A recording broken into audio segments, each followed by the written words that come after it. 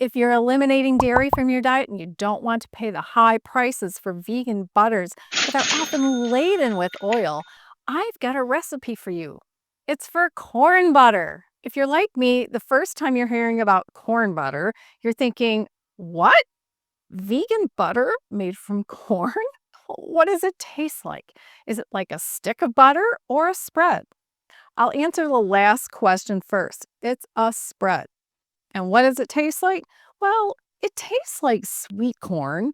And if you add a bit of salt, it will be more like butter. You're going to make it from corn on the cob. Now, you can try to make it with canned corn, but I don't know how much canned corn to use. I'm making a small batch from 4 cobs of corn. The ingredient list is in the description box below and in the first comment, plus all of the tools and things that you're going to see in the video. Now, I think 4 cobs of corn is enough to give this recipe a try.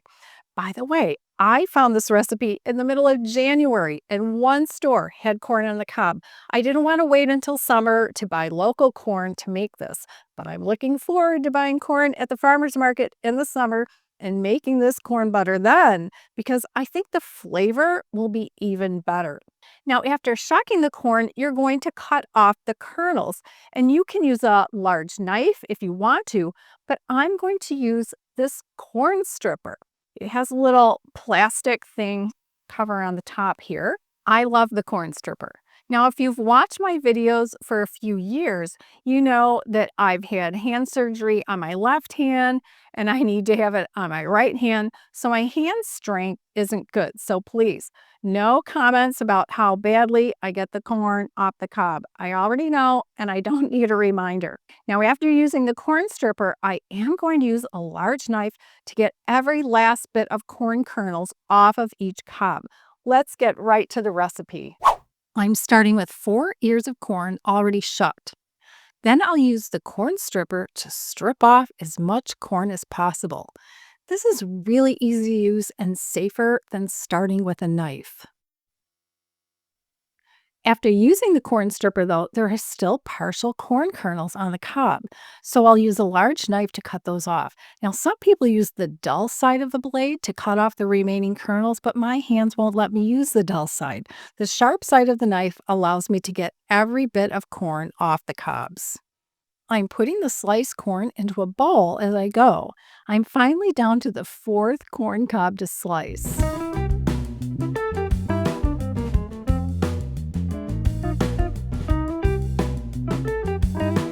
And now we have a bowl full of corn kernels ready for the next step. Now it's time to liquefy the corn. If you have a Vitamix or other high-speed blender, that is the best tool to use. Otherwise, use a regular blender or a food processor. I'm putting all of the corn into the Vitamix. Whether you use a blender or a food processor, blender process on high speed for 2 minutes.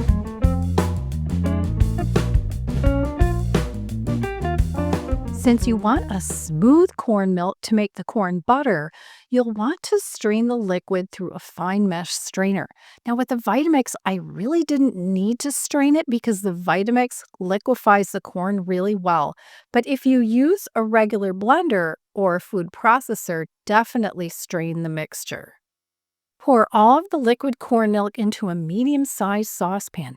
I'm actually using my largest pan so that you can see it well.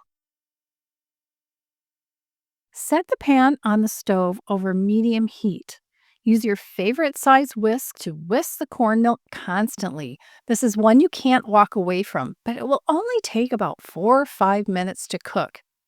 Continue whisking until the little frothy bubbles are disappearing. You'll finally see the mixture thicken and you'll see bigger bubbles like it's simmering.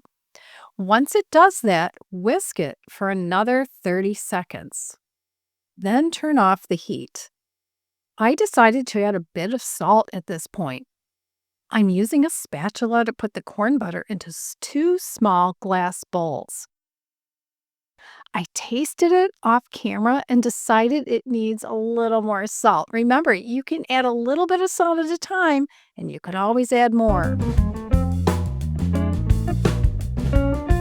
Then I sealed the bowls with their covers. and put them in the refrigerator. I also baked my whole wheat artisan bread yesterday, and I'll post a link to that recipe in the description box and in the first comment below the video.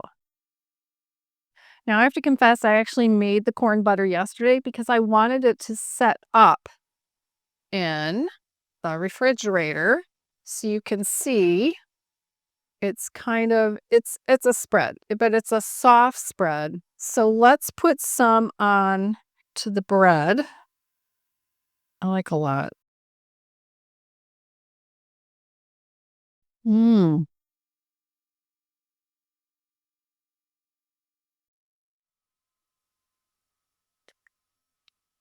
It does taste like corn. I have to say that. Just keep putting in a little bit of salt at a time and get it to the taste you want. Mm. Oh my gosh, it's so easy to make, right? I mean, it cooks up really fast. I think this is something that will last for several days in the refrigerator. I haven't tested that out yet. This is delicious. This is going to be my new go-to recipe. What a great way to make your own vegan butter from a natural ingredient, corn, and no oil is needed. Check out all the products I use, which are listed in a link in the description box below, and the link to the recipe for the bread. Then check out one of my other videos by tapping its image on the right side of the screen, and I'll see you in the next video.